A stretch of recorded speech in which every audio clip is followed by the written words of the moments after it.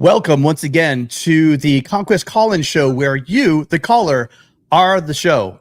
Tonight, as always, I have Matt Zemek with me. We will be covering a number of subjects, but the idea here is this is your show. We may not be the last, but we are the first to have a completely caller-driven USC football show here on YouTube. We want to hear what you think. The topic we're covering tonight is NIL. We want to know what your thoughts are on what's going on at USC's recruiting, what's going on with our NIL strategy. If you look, we have a poll for you guys, and I asked you, what's the one thing that hurt recruiting the most this year? Gave you some choices there. The first one among it says NIL strategy too restrictive.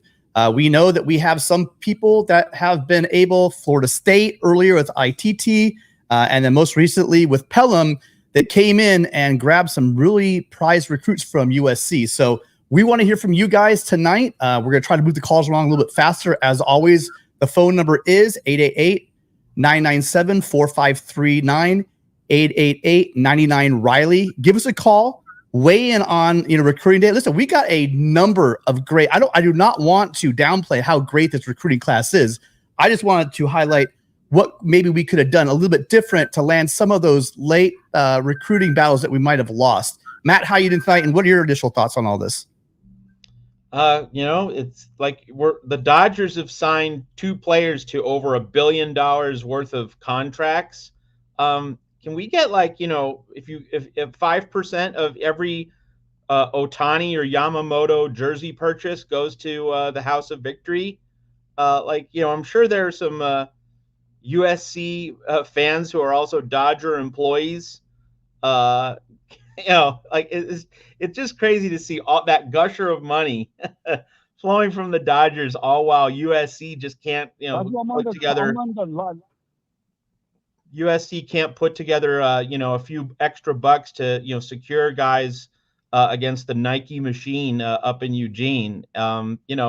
Something's got to be done about this, and it's pretty clear. And I would also add that Trojans Wire, we've been writing a lot about this kind of stuff over the past 48 hours. If you go to our site and you scroll down, just look at all the content we've been generating. A lot of our stuff's been NIL centric, and this isn't just a USC football thing.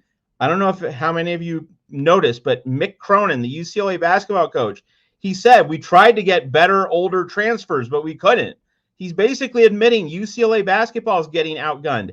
Is there just some apathy among the donor base at both UCLA basketball and USC football?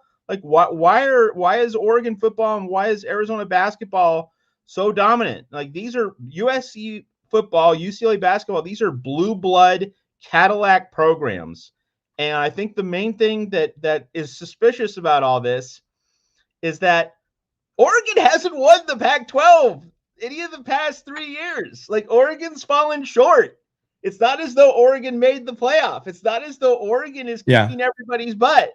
It's not as though Oregon is way better than USC. I mean, Oregon was better than USC this year, but not last year. So it's not as though Oregon is setting the bar consistently higher than USC in terms of results. You can't convince me that, people want to go to Dan Lanning instead of Lincoln Riley. No. I mean, I would say that with quarterback, quarterbacks can look at Oregon and say, hey, they're getting the offensive lineman like Josh Connerly. And so I'm going to play with a cleaner pocket if I go to Eugene than USC. But for Ryan Pelham, for receivers, for running backs, various other position groups, you cannot convince me that, Oregon's just so much better than USC and money doesn't have anything to do with it. We can all put 2 and 2 together. So that I have been spending a lot of time at Trojans Wire writing about NIL. Going to continue to do that. You definitely want to come to Trojans Wire for NIL coverage and analysis. And it's time that folks at USC stepped their game up. Do you want to be out recruited by Oregon continuously? When does the cycle stop? So it's a very timely topic, Tim, on our show here at the Voice of College Football. Yeah, I just dropped the link in the chat for Trojans Wire again for a complete breakdown of signing day. A number of, if you really want to get detailed signing, go check it out. Right, they have a recruiting roundup. I just dropped the link on Matt's site, Trojans Wire. Go check them out. Also, as I said over and over again, you got the Trojan Blade, you have USCJ, and you have the guys that also have Light the Torch. All three of those sites really close to this channel. Love those guys. Go check out all their work. They have a bunch individual players as well as the class as a whole. But yeah, so I would think about myself, and Jen Cohen came in. She's the new ID for those of you guys that aren't keeping track. And she said that she's going to really take a look at the NIL strategy. She really wants to tie it up. Just recently at his recruiting wrap-up presser, Lincoln Riley made it very clear, hey, listen, folks, if you want to win national championships, we need to up our NIL game. And right now, you have House of Victory, who's kind of opened up the books now to the smaller donors. You guys want to get involved? All you guys out there bitching about this and that, and why don't we have this 5-star, why don't that 5-star? We don't have Uncle Phil. We don't have the billions behind Nike, but we do have a Trojan fan base to get involved. We have a number of big donors, and it's not like we're poverty. It just seems like the strategy at USC has been that they're not going to throw money at unproven freshmen. What they want to do is they want to pay the people that are that are here and proven players throughout the portal. That has been the strategy. Where I would push back is I want to see this. I want to see we've seen it. Yes, with Haskins. Matter of fact, Matt, you've talked about it. Gabe over on the Trojan Blade talked about it. Haskins was kind of like that unicorn. He came in and he was like plug and play. He looked like he'd been playing beside all these guys for 5 years as well. He came in and gave absolute great reps for the Trojans. But look at last year. We thought the same thing. We brought, White had to medically retire from Florida. Tarquin came in. He struggled. And we struggled really all along the line. They had Kingston playing out of position, and trying to fill in. We're beginning of the season. I thought they were just kind of doing a tryout. I think they were trying to fit people in. It doesn't look like the offensive line is where you want to do this whole, hey, let's just go to the portal and bring in linemen. I honestly think that where they should change their plan on this, I'm okay with going out and getting running backs and wide receivers. That's proven to have been successful. We can do that. Quarterbacks, that's been proven successful for ages, bring in a veteran quarterback to a program. But just if you know football, those lines need to gel together, and it doesn't happen in 8-9 months. It just doesn't happen. So really, I'd like to see some money. If they're going to earmark money towards guys, go out there and get that big left tackle. Now, I'm very happy, by the way, with last year's offensive line class and this offensive line class. We got some absolute studs that I'm excited about, but some of them aren't, ready to go, like a Josh Connerly who could plug in right away. They're going to take a year or two maybe to develop, but I'm very happy with what USC is doing there as far as bringing them along.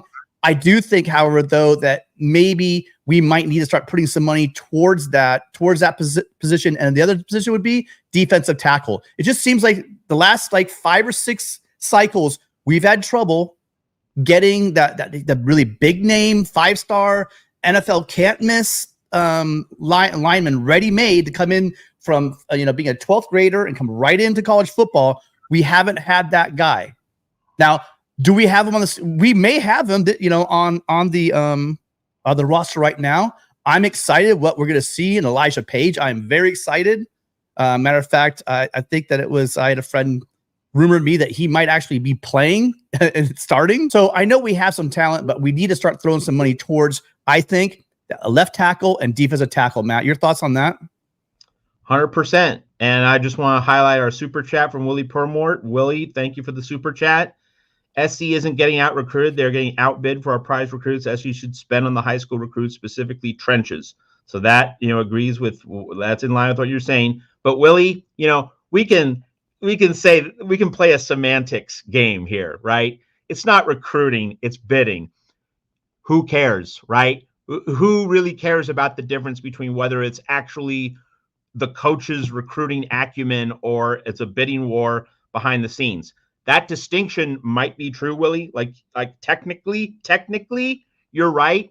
But what matters is the end result. And so everything has to be pulling in the same direction. Yeah, absolutely. So yeah, let's get to the calls, Matt. Matter of fact, we are ready to go. Hello, thank you for joining us. This is your show. Hello? Where do you want to take it? So what's your name and where are you calling from? Caller, are you there? Hello. Hey, bud. Yeah, hi. Yeah, I'm here. Hello? Yeah. Who's this and where are you calling Hello? from? Can you not hear us? This is Manjeet. This is Manjeet from Imperial. We spoke before several times. Yeah. Hey, man. Okay. This is Manjeet. Can you hear me? Yeah. Yes. Loud and clear. Go ahead. So what's your question? I just got a couple of comments, man.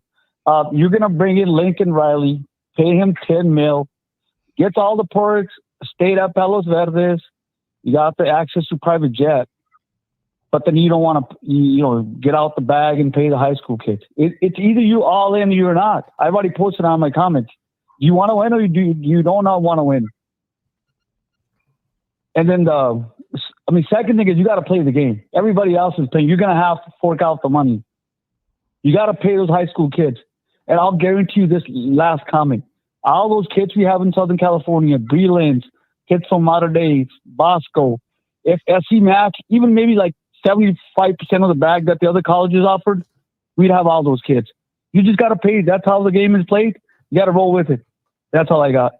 Great call. Great call. Thank you, Manjeet, for calling in. Fight on. Yeah, I mean, it's hard to argue with any of that, right, Matt? I mean, they have to match what's going on out there. Now, I will say that, again, I don't think we need to go out and throw all the money at the quarterbacks. There's a lot of money being wasted. Look at Ohio State with Ewers. Look at there's another example. I'm escaping me right now. These guys come in. Oh, look at UCLA with their situation with Dante Moore. I mean, you're wasting all this money on a guy that may never even start for you.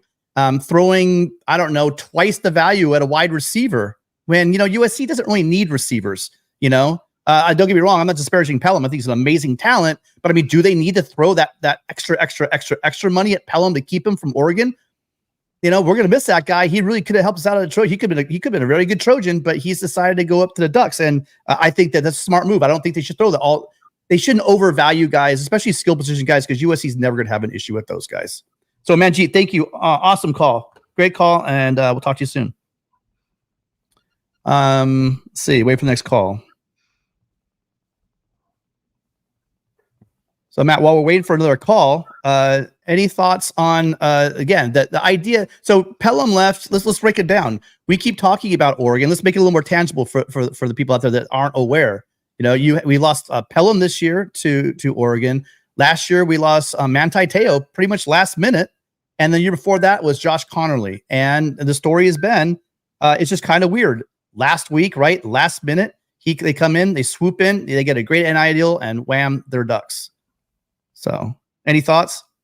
Well, I would just direct people to an article by Connor Morissette from 247 Sports, the USC 247 site. He lays out all the battles that USC has lost since the spring of 2022 to Oregon. It's a long list. And I don't want you guys to be depressed, but if any of you are unsure of just how deep this losing streak against Oregon head-to-head is, you need to read that article by Connor Morissette at 247, because I think there are about 10, maybe a dozen examples over the past 21 months, and this just can't continue to happen. And Tim, I agree that a receiver out of high school, yeah, it's not the worst kind of recruiting loss, but of course it is part of a larger pattern, and the biggest thing being that guys in the trenches, guys up front, not being retained, not being able to get some home records on defense. Just these losses keep accumulating, and who within the USC program, and it's not just one person. I mean, Jen Cohen has a lot of work to do, but people who care about USC and who have some leverage, who have some resources, who have some say, got to have a huddle, boys. This is not working, and something needs to be done about it right away. Yeah, we need those deep pockets to pop in. But remember this also. By the way, I'm gonna go check that article. But don't forget, guys, USC's winning battles too. It's not like Oregon's getting everyone they want. There are a number of guys that USC signed this year that Oregon would have liked to have had as well, especially over the last 2 years. So yes, they're losing some battles to Oregon, but we're also winning battles. So it's not like the Ducks are coming and taking USC to the woodshed. But I agree with you, Matt. The list is long. That many people that we were interested, they were able to flip because of whatever they were selling. It may not be money, might be money. whatever it is that's way too many people to be losing up to Eugene. They are not on the level of USC's program, period. And like you said earlier, if you throw out that year they back-ended their way into that 2020 Pac-12 championship game, they've only won 2 titles in 10 years. So any duck around there talking about how they've run the Pac-12, if anything, it's been the Washington program that's been the cream. Washington and Utah, they've been the cream of the crop in the Pac-12 as they finish out this historic conference. Caller, thank you for holding up. Oh, sorry, Matt. Go ahead. Yeah, let's take a call. All right, caller. What's your name? Where are you calling from? Hey, boys, it's Russ from San Diego. Russ, how you doing, man? Oh, Russ. Good, guys. How you guys doing? Good. Yeah, Russ. Good. What's on your mind? So let's you know what I find interesting. There was a quick Sports Illustrated article that was interviewing Ryan Pelham yesterday, and the thing read like a hostage note. Like he was talking about his flip, and it was every reason under the sun except NIL. And I think Lanny and Phil Knight shoved them out there. Quick, man, you gotta give your give your reasons that it's everything but the money we gave you, sort of thing. So I don't know. I thought that was funny. And what's interesting, and you guys have kind of touched on this, but I think, I don't want to say it's a mistake to go out and get a 4-star recruit from your biggest, one of your biggest rivals' backyard, but I think that this might have been a strategic error from Oregon, because this is something that they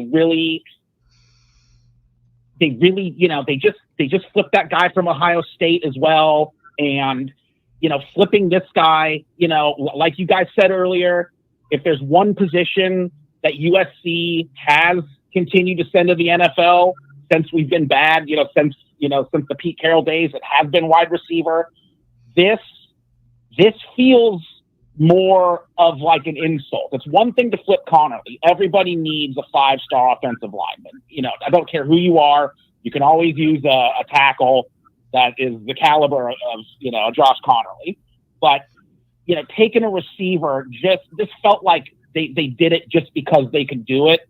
And the sort of anger, I don't want to say anger, but the frustration with this flip yesterday and how obvious it was that it was NIL, it just feels like it feels like we're finally starting to wake up to it. I know people obviously a lot of people in the chat right now, you guys, we've seen this coming, but the way Riley was so brazen about putting everybody on blast, he said it, like you guys said earlier, we're not going to win a national title unless we get involved with NIL, a little different strategy. So I think that this might have been a catalyst, because it just seemed, again, you don't want to say it's a waste to go get a recruit, but if this is sort of the thing that wakes up USC and gets us on the right track, then this might have been, in a weird way, a mistake from Oregon. I know that's a bit of a hot take,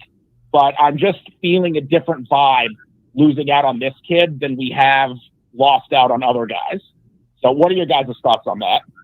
I mean, Russ, you're basically saying that Oregon poked the bear when it didn't have to over a not that high value prospect. Is that basically correct? Yeah, more or less. I mean, he's high value, obviously. Yeah. But it seems like this was sort of a bear poking. Yeah. Yeah, let's not downplay Pelham. Pelham is a hell of a receiver, period. But yeah, it took a lot, doesn't it? It seems like it takes a lot for USC to wake the hell up. I mean, especially recently, it takes that Clay Helton nosedive in order for them to say, okay, hey, since for the first time since Howard Jones, we're going to go out and get a national coach to become our head coach, and then you bring in Riley. And then now you have situations with the defense sucks, and then they open up and they go out there and get the top-notch defensive staff, and then now maybe it might take this. It might take a 7-5 season, and finishing 18th, right? What, 4th or so in the Big Ten? I mean, you got to think what Ohio State was way up there. I don't know where Penn State finished, but Michigan was ahead of us. Obviously Oregon. So USC is like what, 5th or 6th in as far as recruiting in that conference. I mean, finishing that low for USC, we left that for like a Clay Helton kind of number. I think this might be a way to call and say, hey, look, we need to do something about this. And the fact that they keep stepping into the 11th hour and just plucking away one of our top recruits, it definitely would be ammunition. Any other thoughts really quickly for you, Russ? Yeah, I mean, I just want to echo what you guys said, man. I mean, about, I think the recruiting class was still pretty good. I still think this is a damn good recruiting class. Agreed. We have to remember it is weighted down because we didn't get a 4 or 5 star quarterback. If we would have really, there's that one guy that went to Stanford, I forget his name. If we would have had that guy, we probably would have been up in the, the 12 or 13 range. So this class is sort of artificially weighted down a little bit because we made a choice. When we didn't get Dylan Raiola, we made a choice to not sign a quarterback this year. So it is a little lower than it otherwise would be. Yeah, and we are putting emphasis on lines. And again, I've been following recruiting, not as much anymore, I will admit, not the last couple of years, but I used to follow recruiting just religiously. And the positions where people tend to make a miss is offensive line over the years. I mean, there's been a lot of guys coming to USC, highly touted, 4 stars, whatever, that don't really ever evolve in anything. And then you see all the time, you see 3-star guys come out of nowhere because, evaluations are tough. Those guys are growing. Their development, some of these guys maybe start playing football later than other positions.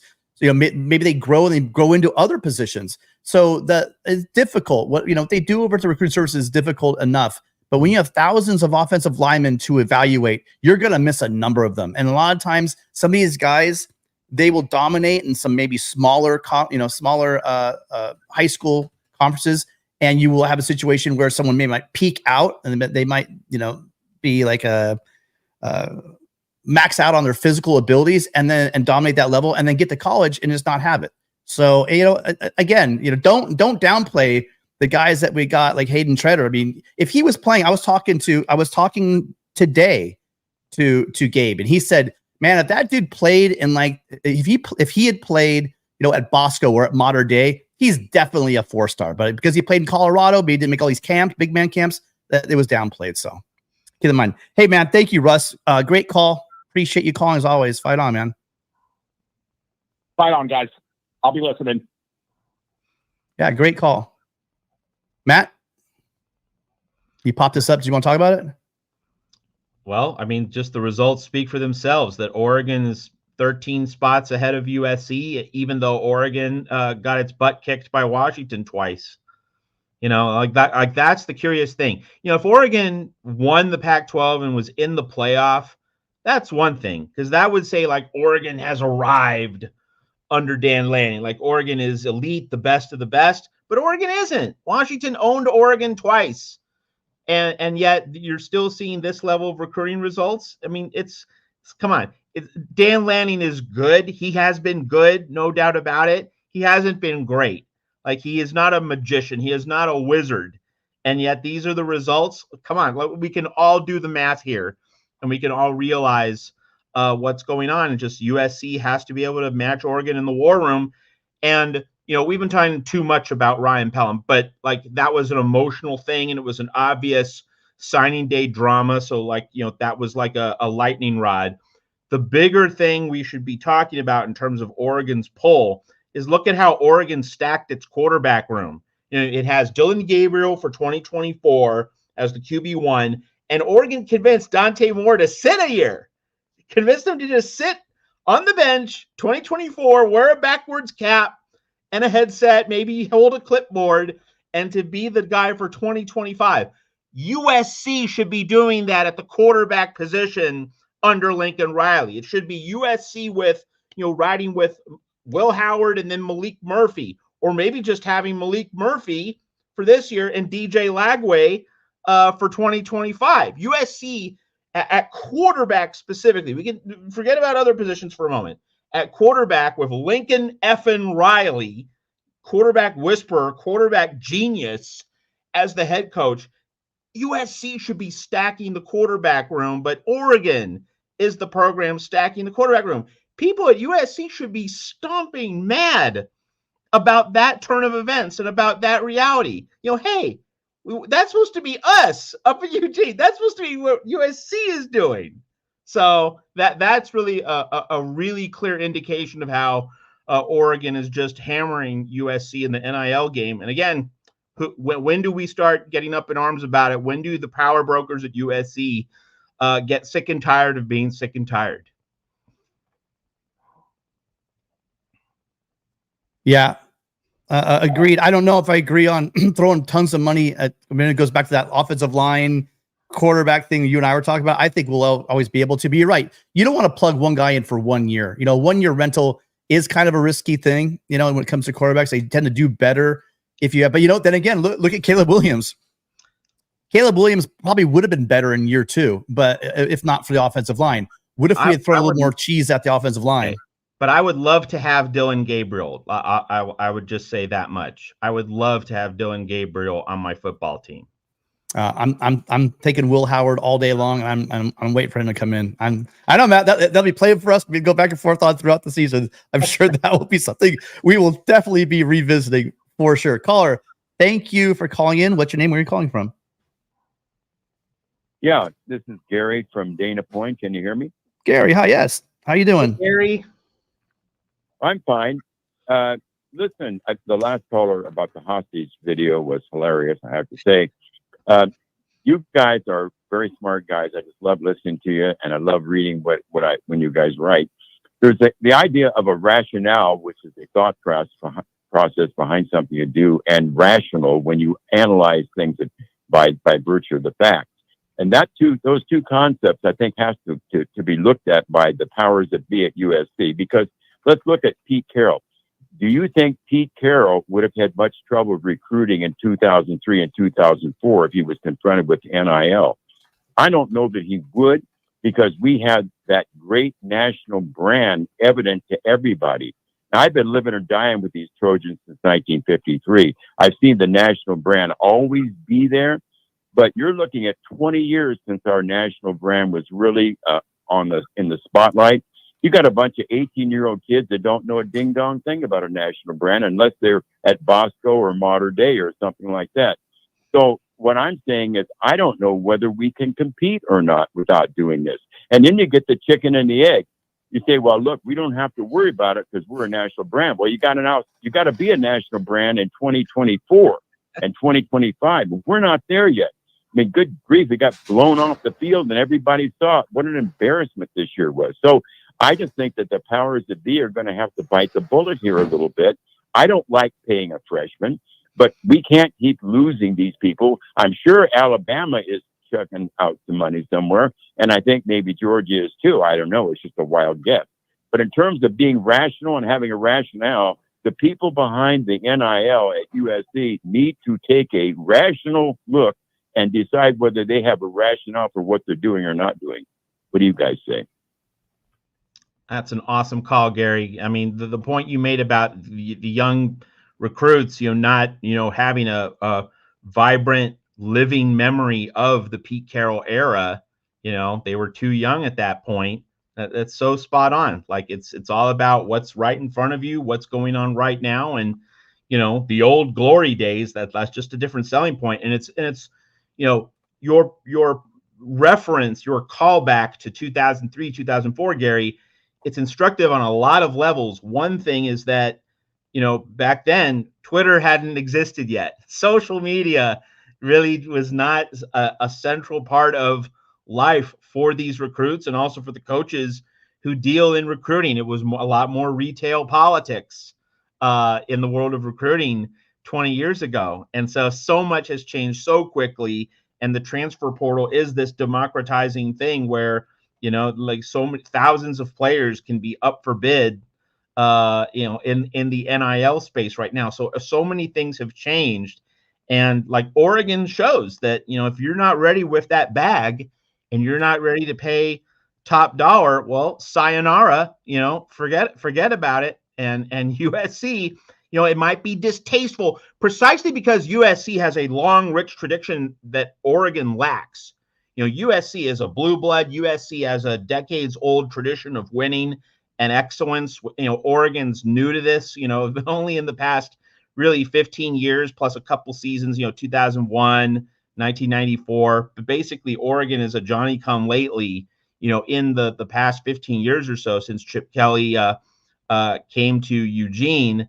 And, a lot of us older folks, I'm turning 48 years old tomorrow.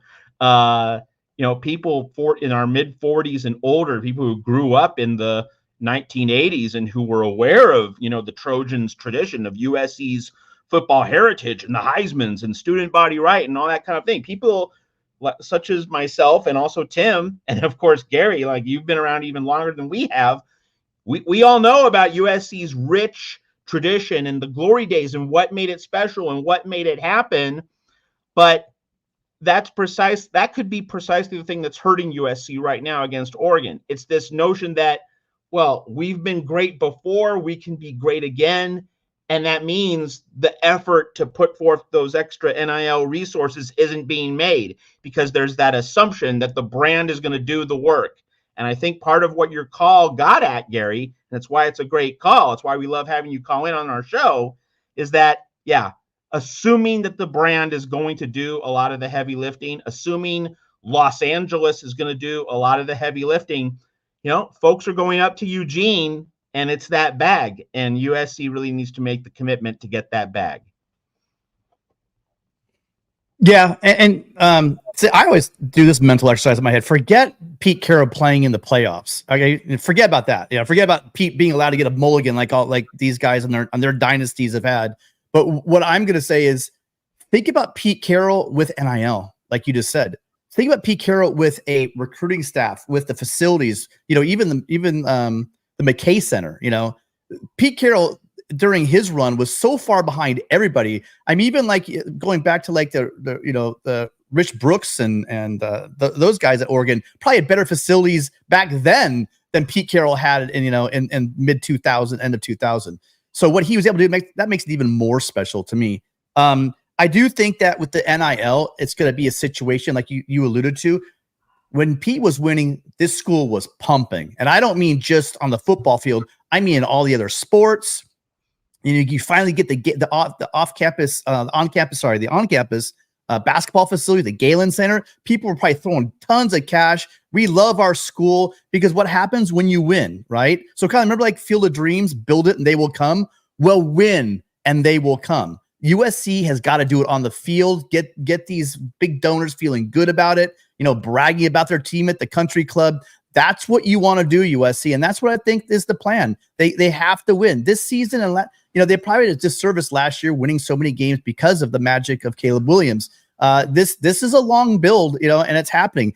But I'm telling you guys are going to look at this offensive line, and I mean, I know I keep talking about it, but these guys are massive, and the guys we're bringing in behind them in this class, like I said, I talked about Hayden Treader. I talked about these guys. They have the beef coming in, and it's now going to start showing.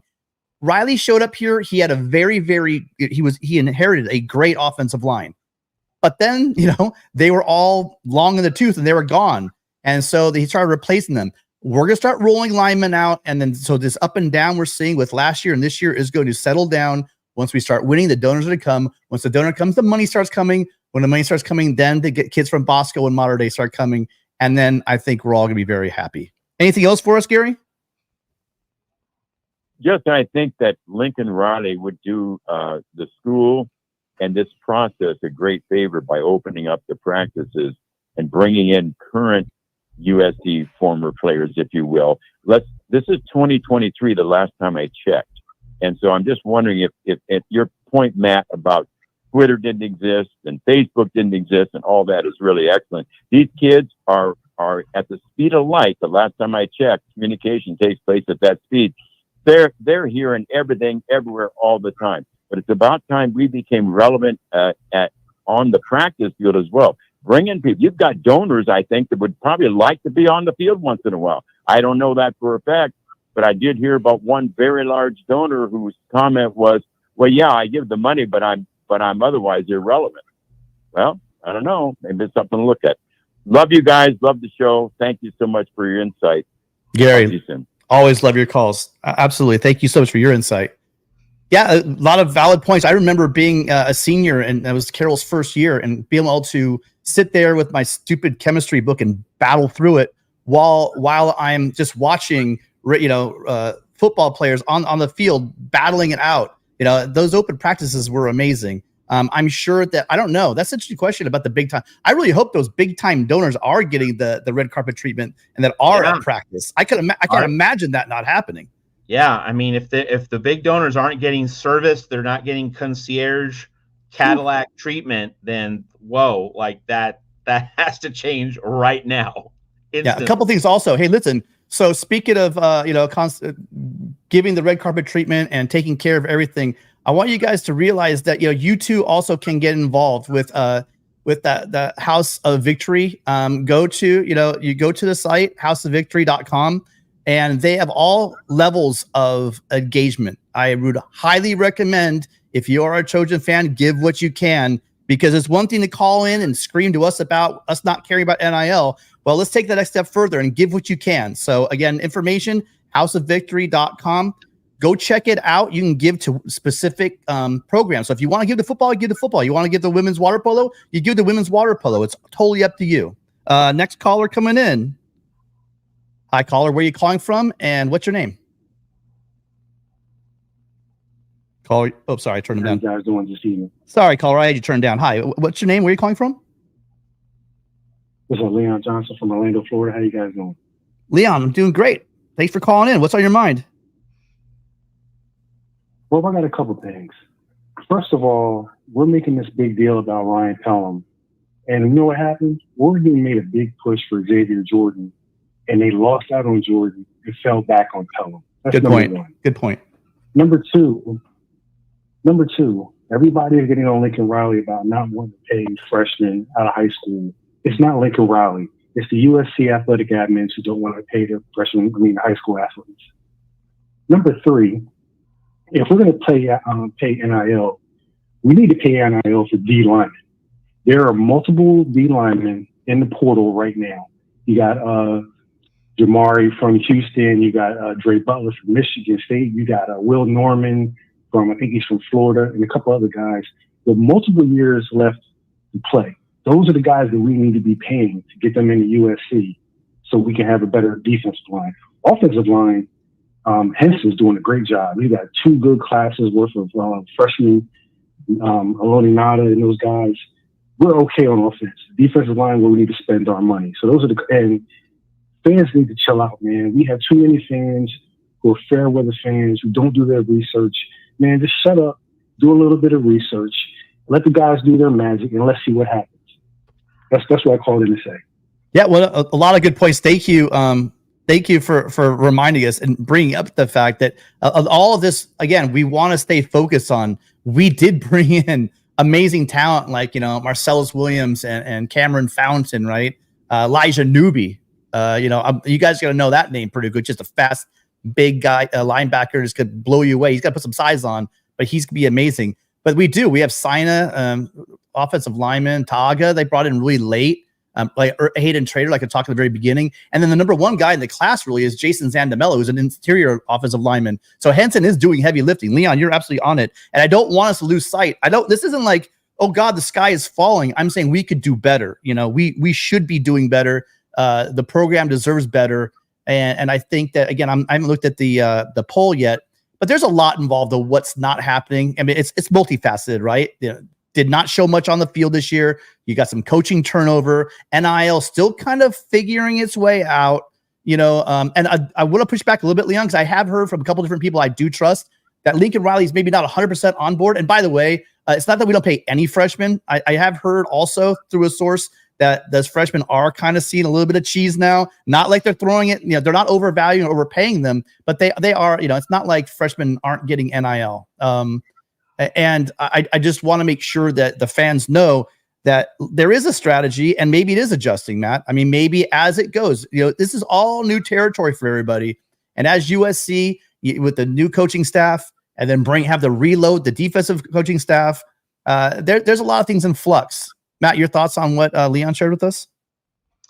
Well, I'm a little bit more of a Josh Henson skeptic, but Henson for me is a coach where the 2024 season to me is going to tell us a lot, because you have these young guys, and he's pulling in offensive line classes that are decent. Like I'm not going to eviscerate Henson, because he's dealing with the wreckage of the Clay Helton era, and it wasn't going to be an instant fix in terms of immediately getting, stacks of 5-stars. But the regression that we saw on the offensive line this past season, so Henson's basically 1 for 2. And USC under Lincoln Riley is basically 1 for 2. One really good season, one not very good season. Henson really needs to show that he can bring along this class that he recruited. The freshmen that are going to be now have their second year in the program in 2024. 2024 to me is a prove it season for Josh Henson. And so while I think he should be coaching for USC this season, I also am not going to say he's doing a great job. Whoa. We need to see him prove that he's doing a great job, because remember, and this is just a general point of sports analysis, it's not really USC specific. If you say somebody's great before he has truly attained greatness, that cheapens the very notion of greatness. Let's wait until true greatness is attained before we discuss anything or describe anything as being great. So that it not just applies to USC, but it just applies to sports analysis in general. Yeah, great thought, Matt. Hey, really quickly though, I'm gonna swap with you.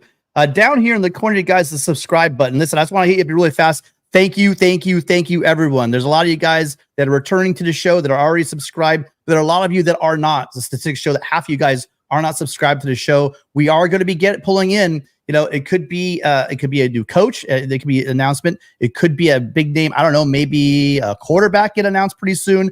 We will go live with any big news out of USC, and the only way to know is if you're subscribed and you hit that notification bell. So make sure you are subscribed. It's also a great way to let us know that we're providing you guys content that you guys want to see. So thank you all for being here. If you haven't subscribed, again, right down here in the corner, hit that subscribe button for me. Hey, Tim. Yeah, Leon. One more thing. Let me be clear. I'm not against paying freshmen, but get on campus. Let us see what we're getting first, like they did with what's the freshman wide receiver? I should know his name. But anyway, get on campus, get in the fall, come in December, get in the spring practice. Let's see what's going on with you. Let's see what we're getting, and then you get your NIL deal. Zachariah Branch? We don't have to pay you coming out of high school. Zachariah Branch, thank you. I'm wondering. I know his brother got on campus, and then we start. Huh? I know, Leon. I know his brother's on the team, but I just have to believe that Zachariah Branch got a little something. I don't know. I don't think he just shows up and he's sitting in the dorms in the player apartments. I mean, I think he might have. Again, I don't know. I don't know anything. What do I know? But yeah, I'm with you. I agree that he did get an NIL deal released before the season started. So that's what I'm saying. Get on campus, spring ball. Everybody sees the greatness. Get your NIL deal. And let's keep it moving. Yeah, for sure. Again, Leon, great call. All great points. Super great points. I do think I like the strategy. We don't have unlimited money. Agreed. I think a lot of programs are throwing a lot of money around that are not getting really much of a return on what they're doing. So I mean, you make a lot of solid points. Anything else for us? No, that's it, man. Fight on, man. Fight on, Leon. Great call, man. Appreciate you. Speaking of which, we have really quickly. Just want to do this really quick. When I talk about the offensive line, this is actually what the father, Roy. Thank you for coming in. This is Roy Banuelos. If you look on the right, that's Micah Banuelos from last year's class. When we talk about nasty, big and nasty, getting downfield, run blocking, I cannot wait to see his son on the field. Roy, thank you so much again for your support of the channel as well as financially. Thank you, Roy. Means a Caller, lot. hi. What's your name and where are you calling from? Oops, sorry. It's LV Live calling in from the East Coast. LV Live, what's going on? How you doing, bud? How the Knicks doing? I'm all right. We're doing pretty good, man. Put up a big win against those Lakers the other night, so I'm feeling great. How do I sound, guys? My sound clear? Perfect. Awesome. So listen, man, a lot of great points today, man. Guys are on fire tonight, man. You guys are doing an amazing job. There's a lot of fabulous points tonight. I think it all comes down to this, man. You know, everyone's talking about the NIL, and that's a big deal. We already know that Oregon is Nike U, so of course they got Phil Knight, billionaire, so we understand where that money's coming from. That's what happened with Pelham. It's very easy. What really hurt us was going 7-5 with the Heisman Trophy winner. You can't have that, especially with the high hopes that happened and everything. People were watching. We were on TV a lot this year, guys, and they saw that defense. And they saw that offense. Remember, Notre Dame, think of all the access that they gave Caleb and Lincoln Riley to show and prove what they have. And we not even dropped the ball. We dropped and exploded, whatever you want to call it. And the whole nation is watching. Yeah. That is why that took a spill in recruiting. So for us, you will see it speaks for itself. Trust me, the Heisman Trophy winners, all those things still matter, man. It really still does. All we have to do is win. That's it. You put out a great showing.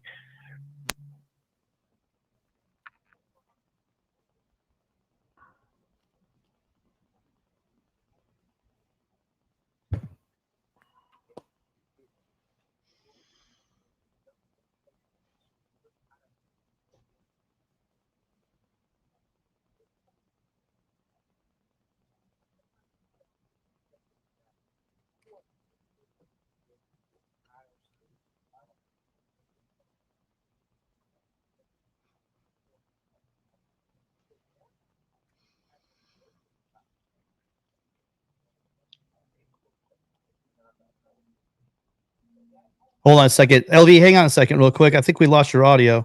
Hold on a minute. This might be it. Just hang on with me 1 second. Matt, you got me still? Should. Okay, good. Let me see if I can reboot this really quickly.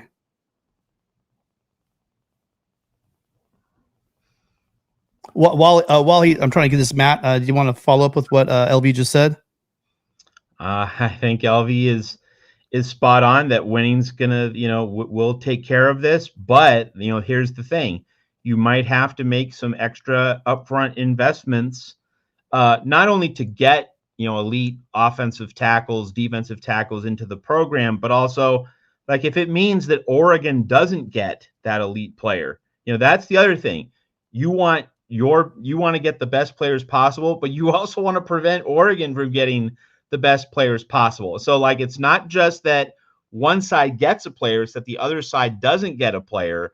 And so that's part of the NIL calculus, that it's not just we need you, it's that we need to prevent you from going to Oregon, especially since, Oregon's joining USC in the Big Ten. Like that's just a really high priority, because this is going to continue to be a conference competitor. And so a lot more calculations, I think, need to be made on the NIL space than what we've seen to this point.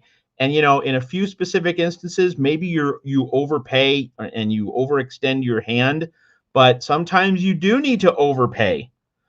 Sometimes you do need to throw a little extra money. I mean, look at what the Dodgers have done, right? The past few weeks. Sometimes you need to make that extra investment, trusting that it's going to pay off down the line. I mean, there is a risk there. You are going out on a limb when you make an extra large investment, but people have to trust that when you make an extra large investment, the kind that you shouldn't make all the time, the kind that it's not easy to be comfortable with, taking that much of a risk, but sometimes you have to bet big, and USC will need to be able to pick its spots. The Trojans will have to learn how to pick their spots and go big in certain instances, not across the board, not the just throw something against the wall and hope it sticks. But in certain spots, this program is really going to need to make the extra investment. And one more thing I want to add on there. So we were talking about the wins, but not just the wins, it's the development, right? Players need to see that they're getting developed. And the fact that we've had some pretty big name players leave the program. You brought in Domani Jackson from a local high school. It's a feeder school, Mater Dei. We've had a number of Mater Dei guys. CJ Williams left the program to go to Wisconsin. You have these guys coming in, Raylan Goforth, and they're not getting developed or not moving along like they should, and they end up transferring out. That does hurt as well, because remember, NIL is great, but that is just crumbs compared to an NFL contract. So when you start showing that you're bringing in kids, especially if you're bringing in 3 stars or 4 stars and sending them off to the NFL, that's when things really get good for USC. Is when you can show these kids and their families that you're bringing in their kids and you're getting them ready for the NFL, not leaving a Domani Jackson, a high ranked, one of the I think top, if not near the top cornerback in the country. And he's had struggled. He was injured. He came in injured. He came back for his first season, had some trouble, and then now he's transferring out. That hurts. I mean, they don't realize the whole narrative, the fact that his position coach Dante Williams left as well. But they're just seeing a guy came in, didn't get developed, had to go somewhere else. That's kind of a mark against us. Let's see if this call is working really quick. Hi, caller. Where are you calling from? Yeah, I don't think the phones are working. That's a shame. Caller, can you hear me? That's really weird that we lost a call. All right. Well, we're getting close to the top of the hour. I think it's LV. LV, if you can call back in a few minutes to see if I can get this fixed, we could probably go over a couple more things, see if we can get some calls in. But Matt, we're getting up against the top of the hour anyway. I'll give him one more try. This is a metaphor for USC's NIL operation right here. Hi, LV, you there? Can you hear me? All right. For whatever reason, LV, it's just not happening right now. I don't know why. Everything on this end looks like it's working, but for some reason, we're not getting your audio. So maybe we'll try it next time. Okay. Well, while Tim tries to figure out the phones, we'll see what happens there.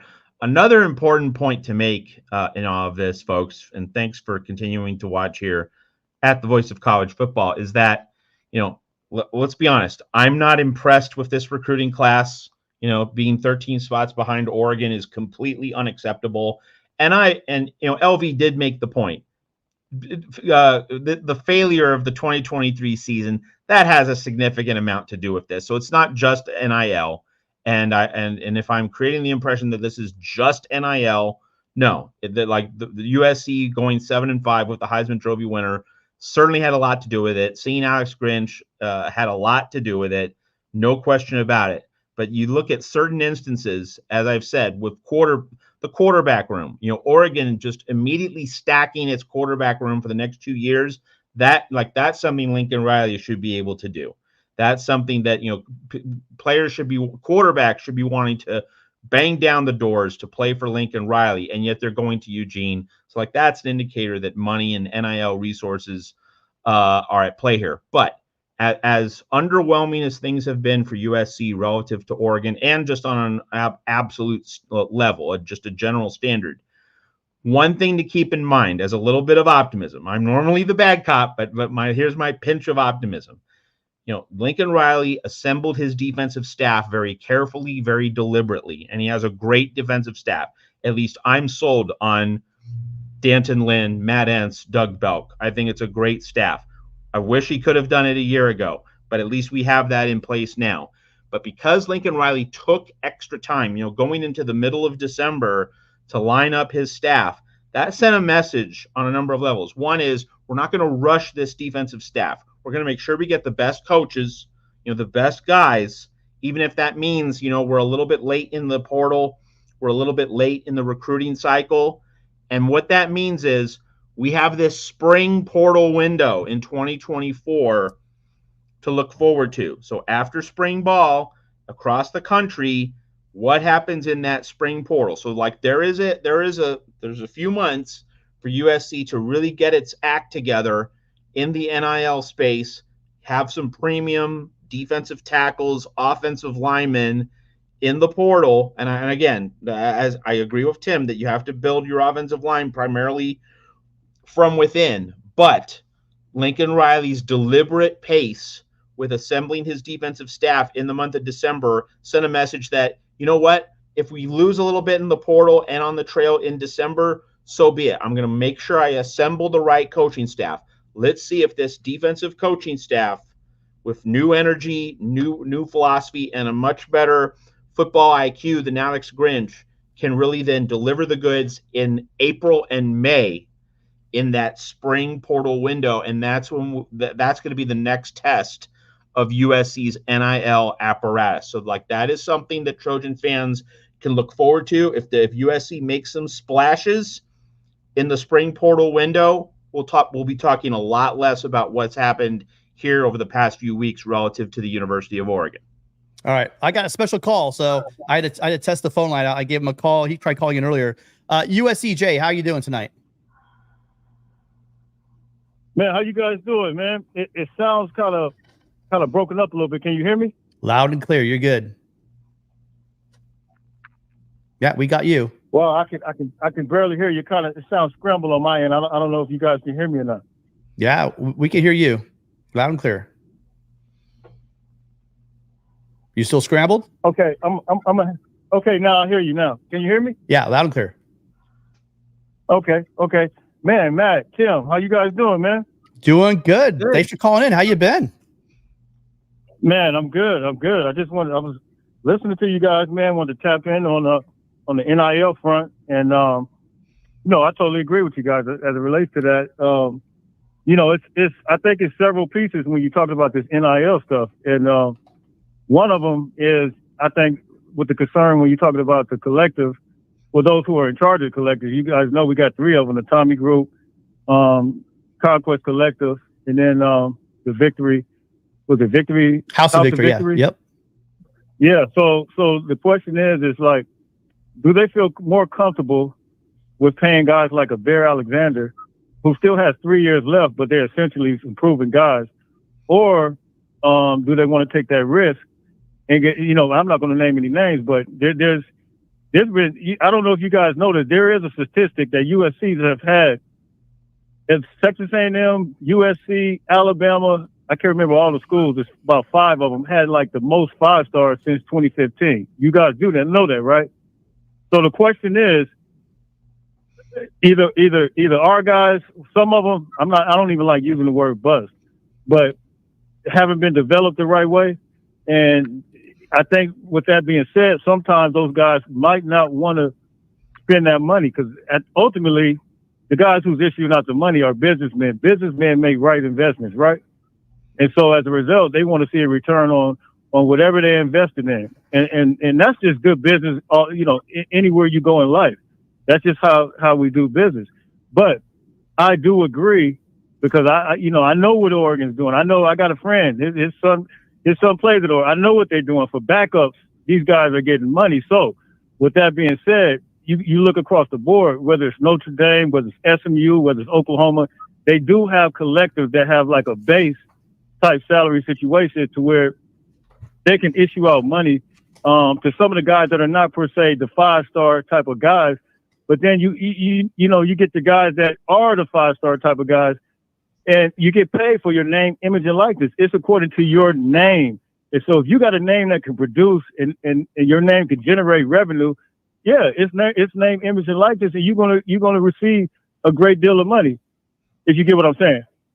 Yeah, you come in with that base you're talking about, and then obviously once you're here, and you're like, maybe say your sophomore year, you're proving that you're an all-conference player. You're you're up for some awards. That then you start saying, okay, now I'm gonna get, like Caleb. Caleb had those huge. He came right in. He had the Beats by Dre, and then he had a number of other actual big time. What NIL is supposed to be, right, is where they're actually getting it.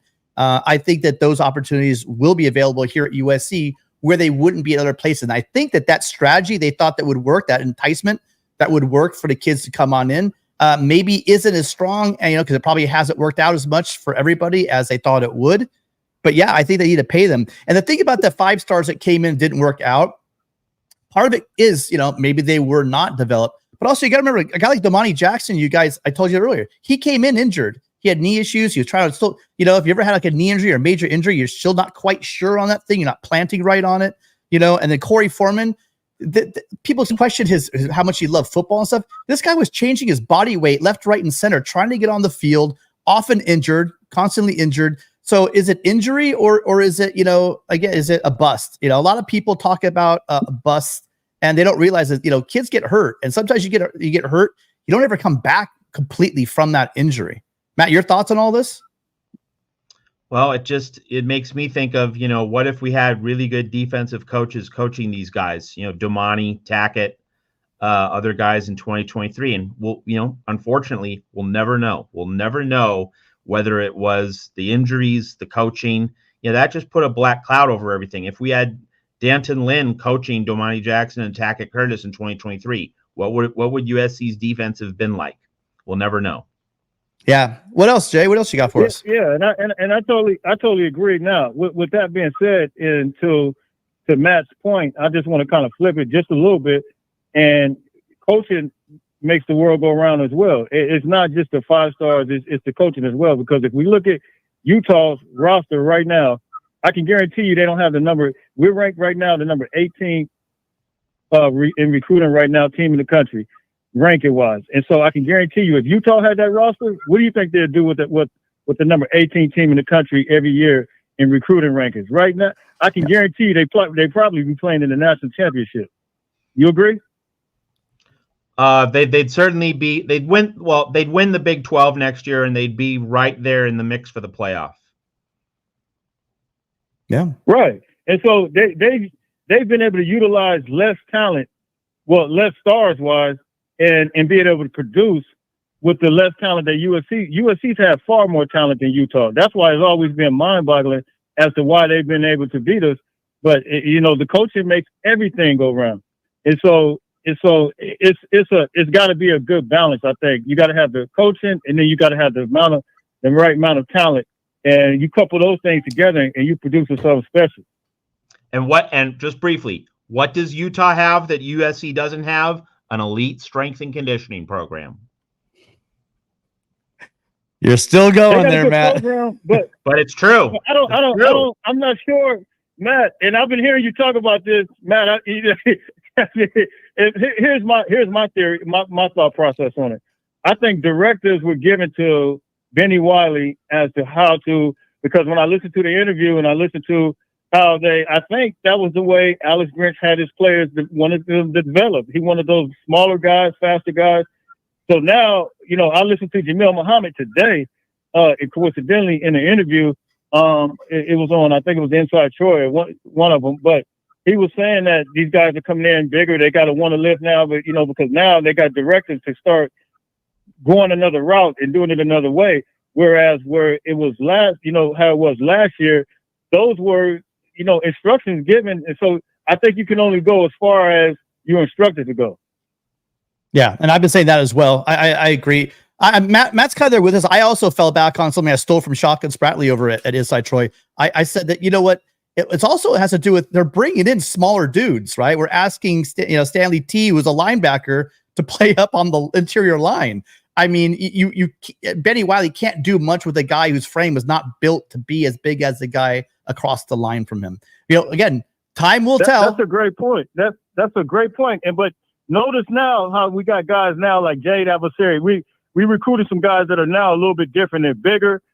They're more stout. And even look at the guys that's coming in. Their whole body type is different. You got a 6'3" corner. You got a 6'2" corner, and you got some safeties in there. So I think when you look at it now, the personnel is starting to be somewhat different. I mean, it's not going to be overnight, but I think we're starting to see that because at the end of the day, you're right. The frame has to be different. Stanley T was a linebacker, and he's trying to play defensive tackle. Dejon Bitten, he was kind of undersized guy. It was 6'1", 270-something pounds playing defensive tackle.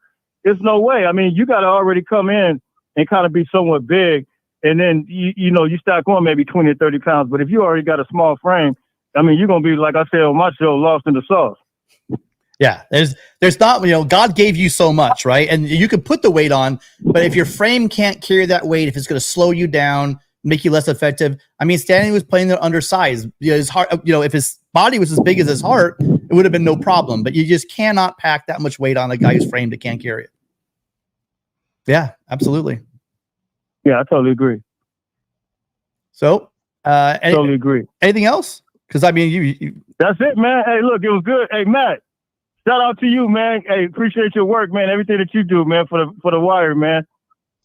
And you at USCJ, you do an outstanding job as well. Yeah. All right, man. All right, Tim. Hey, take care, man. Take care. Thanks again. Thanks, USCJ for calling in. Okay, All right. Have a good one. before we get to the next call, I mean, I've conceded the point that, you know, you can't just blame Benny Wiley for things that happened in 2023, and, you know, this notion that, you know, the coaches need to be in alignment with the strength coach in terms of the philosophy, the approach, all fitting together, and that the way Grinch fit with Wiley wasn't a good fit. Like, I can acknowledge that, but we can still acknowledge, even if I concede that point, that it's the coordinator and the other coaches surrounding Benny Wiley, like, they have to be giving him better input. They have to be, you know, have a developmental approach and philosophy that works really congruently with Benny Wiley and what he does and how he goes about his business. Even if I concede that point, we can't say that USC has an elite strength program, right? You can't say that after a year in which USC's line play was soft. All right. So it might be that Benny Wiley is about to hit a home run in 2024. And would I love that? Yes, because that means USC succeeds. If USC succeeding means I'm loud wrong, great. I'm up for that. But we can't say right now that USC has a strength and conditioning program as good as Utah's. All right. We can just admit that. All right. If I'm going to concede a point about the coaching alignment, not just Benny Wiley being part of the problem at USC in 2023, then the other side has to concede the point that, you know, Utah's strength and conditioning program is several notches higher than USC right now. Now, maybe USC is going to make up that difference in 2024, but right now there is no debate about that point.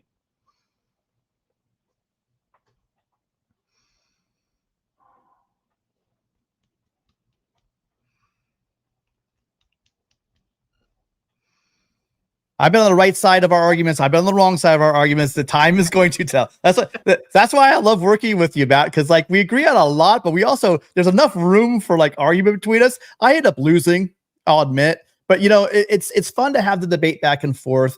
And the greatest thing about this is time is going to tell. Caller, thank you for waiting. Let me get the super chat really fast. Sorry, caller. I'm really sorry about that. Slap Happy, you gave us a while ago. Thank you so much. So we know how to fix this, but we are not Bama, Georgia, or Oregon. Oregon with NIL, Bama and Georgia with natties. We either win or pay, chicken or the egg. And I don't think it's mutually exclusive. I think if you want to do it right, you're gonna be winning. And like I said, if you're winning, come the donors. With the donors, come the money. With the money, come whoever. You just open up the menu, right? You're not looking at the bottom menu. You're going top shelf when you're going for that. So that does open up a lot of things. And look at how USC was purring under Pete Carroll when we were crushing it.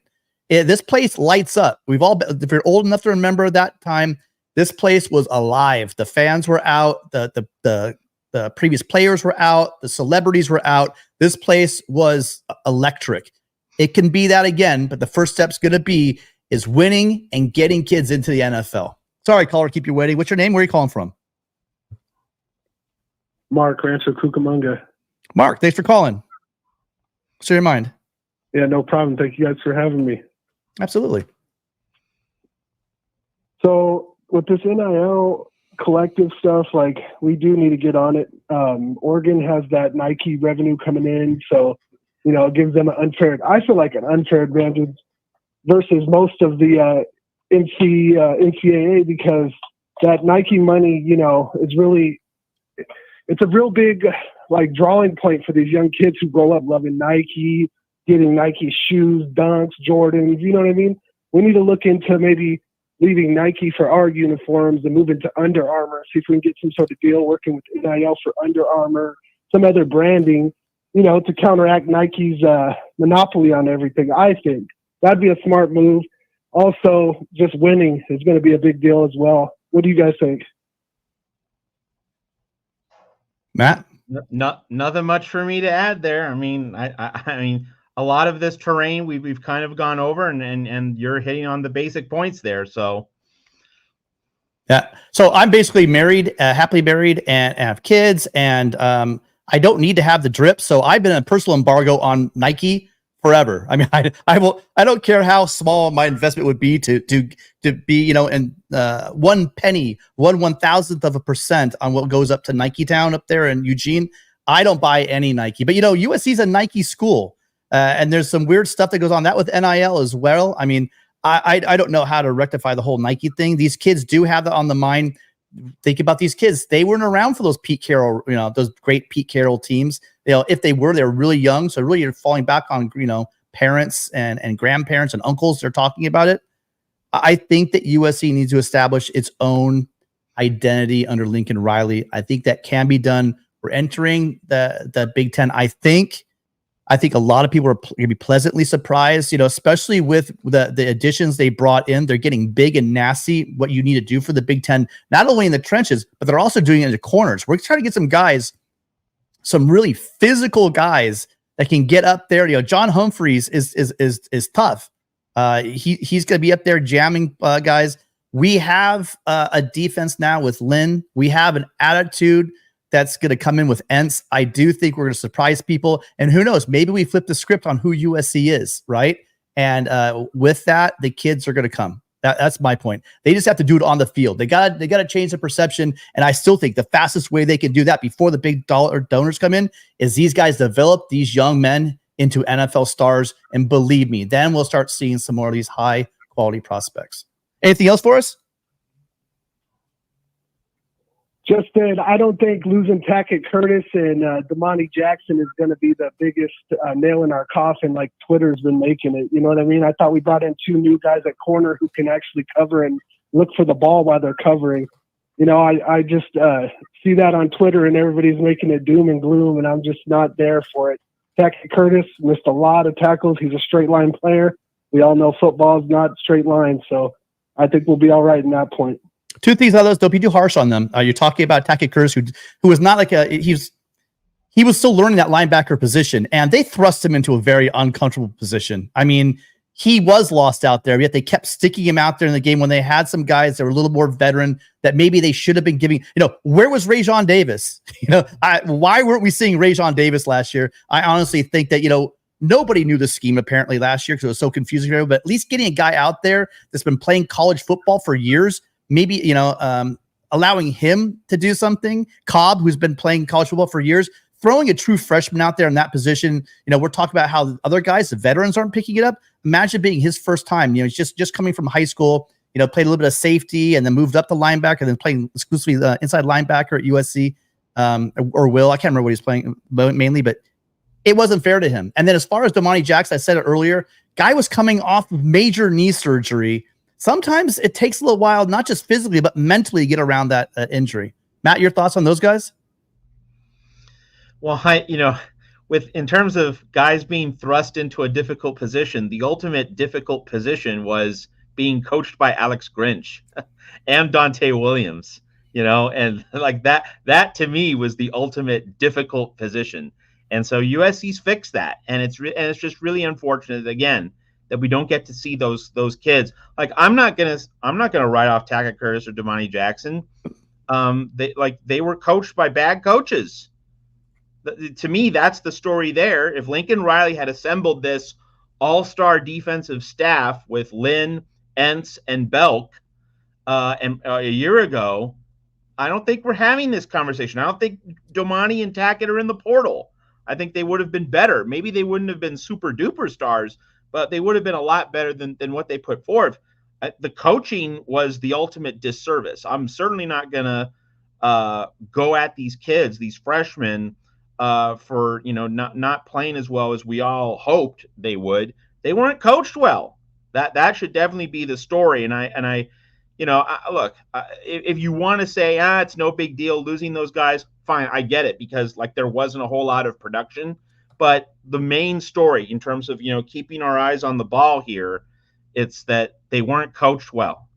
And now USC has a defensive staff in place, and hopefully, you know, the development that we see in spring ball is going to send a message. Maybe, you know, some guys on the USC team say, hey, D'Anton Lynn is awesome. Look at this guy.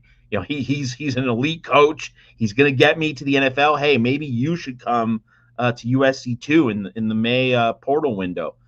Maybe that kind of momentum will be created. But the ultimate bad situation, just to be very clear, in 2023 was Alex Grinch and Dante Williams coaching these guys, and they couldn't coach their way out of a wet paper bag.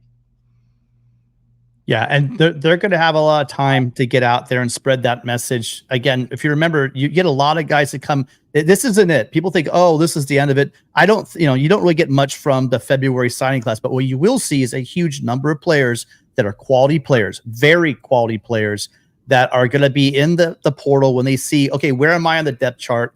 There's going to be a second flood of talent coming out there. And I think that's where USC can make some momentum, because they're going to need a number of players at a number of positions still. I mean, you're going to see a lot of roster movement, I still believe, especially, defensively. So get ready for it, Trojans, because this isn't the end of the roster, but I'm very happy with what we have, but it's still going to change a little bit. Mark, thank you so much. We got a couple callers lining up. Do you have one last thing for us really quick? No, I love you guys. Have a good day. Mark, thank you so much for calling. Appreciate it. Fight on, man. Thank you. All right. Let's see if we can move a little faster through these. I'm hoping. Oh, we do got them. Thank goodness. LV, so sorry, man. Thank you for calling back. Sorry about the audio trouble. Persistent. Okay, you are persistent. Hopefully it's not this. Hopefully it's not the New York City telephones out here that's kind of destroying things. I apologize from the East Coast, guys. No, not your fault. To kind of just end up what I was saying. The one person who was totally afraid of us, and he even said it, if people really, really pay attention to college football talk and all stuff, other stuff, was Nick Saban. He said the biggest team you got to worry about with this is USC. He said that when all this stuff started with NIL, because he knows that we start winning, we start rolling, we are the biggest threat to any team, to any conglomerate in college football, because of everything that we have to give. Just imagine, Tim, USC rolling. We got Shohei Ohtani with the Dodgers. You got Yakamoto out there with the Dodgers, right? I'm upset about that because the Yankees wanted to get him, but you guys snatched him up, right? So you got all those things, LeBron, and then you got USC rolling, winning championships again. That is the biggest fear for all those schools. So we're right there. We're right there. We just have to pretty much win, and then the NIL will take care of itself, like you guys stated. Also, too, I just want to chime in. You guys are talking about big guys and stuff like that. Look who they got in the signing class. They snatched up that kid out of BCARI, I can't even pronounce his name. Sorry, from Minnesota, right? He's a big kid. He's 6'6". Then you got Kareem Fountain. He's a big kid. He's 6'6". Then they stole Carlo Jones from Ohio State. So they're trying to get bigger, man. They're trying to get bigger. So all those things and all those issues that we were kind of worried about, that's happening. Slowly but surely, it's happening. So guys, just be patient. Everybody, look, the sky's not falling. 7-5. To me, this is a gift and a curse, because this had to happen for Riley to wake up. So now he's identifying. Now he's tired of people laughing and screaming and talking bad about him. And now he's realizing what he has to do. I think, guys, this is going to be a turnaround season, and I think we're going to wake up a lot of people, and we're going to be back. Trust and believe, all right? But that's my call. I won't destroy the phone lines again. Fight on from the East Coast. You guys are doing an amazing job. Everybody please hit that like, share, subscribe button for the boys. You guys are awesome. Hey, listen, you got some big fans, a bunch of guys. You got your own fan club now here. So I'm gonna watch out, make sure LV doesn't take my job, because they love you, LV. Thank you so much for calling back. Appreciate it. Speaking of which, I got someone in here now. I know this number calling in. There's been an LSU fan sitting in the chat talking a lot of mess. That Will ND, how you doing? How's your new offensive coordinator doing, Will? Speaking of LSU, I'm so happy. I'm so excited. Jack Schwarbeck, Notre Dame athletic director, taking it to Brian Kelly on the way out. Doesn't get much better than that. Yeah, absolutely. We have Broyles Award, finalist, and then you lose your Heisman Trophy winner. Mm-hmm. Hey, listen, as much as we wanted you to hang on to Jared, whoever Parker. He was, he'll be a Parker. He'll be like an asterisk in the history books. The fact that you just weakened LSU makes me a very, very happy man going into the season next year. So now they lose their Heisman quarterback, as well as now they lost their offensive coordinator.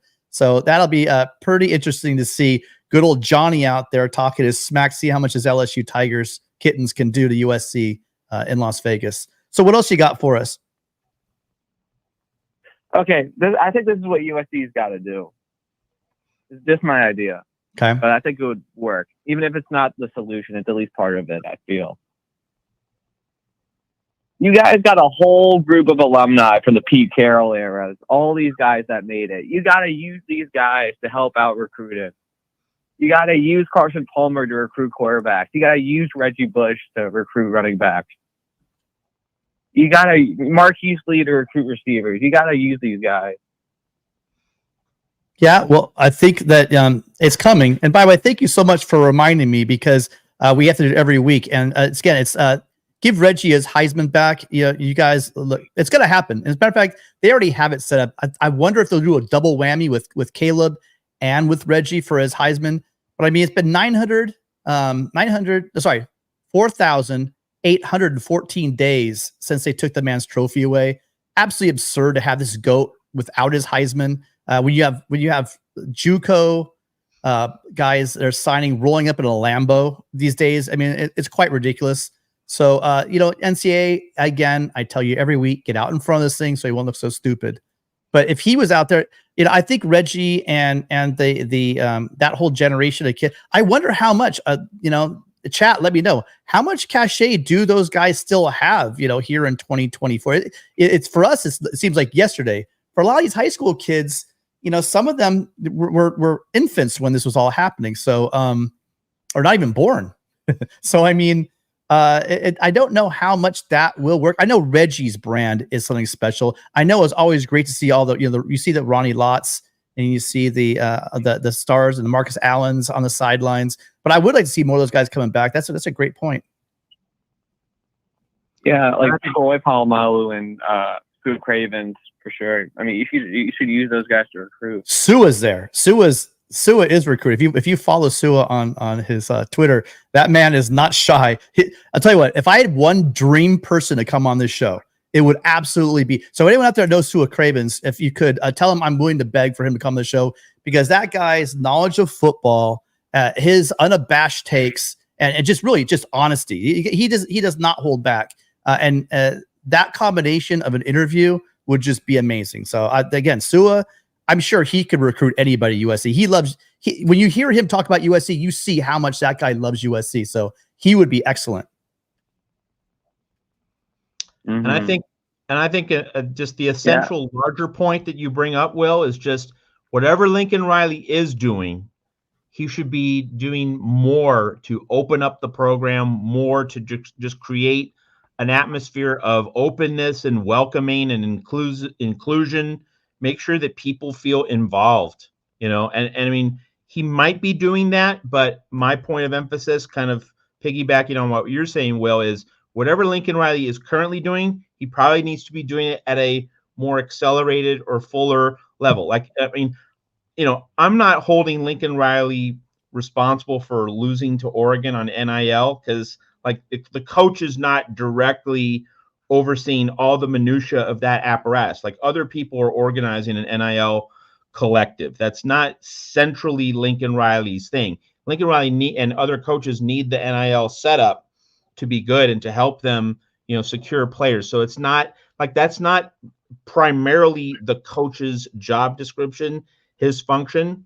So I'm not going to blame him for that. But there's always ways in which coaches can, broaden their approach, modify their approach to make sure that as many people are being involved as possible. And Lincoln Riley can certainly cast, I think, a wider net and be more creative to make sure that he has as many people contributing to this effort of USC football as possible. And with more people contributing and more people feeling part of the process, that could spur the kinds of donations, the kinds of buy-in, the kind of goodwill that can create critical mass and get USC to the standard that Oregon is setting right now in terms of recruiting and NIL.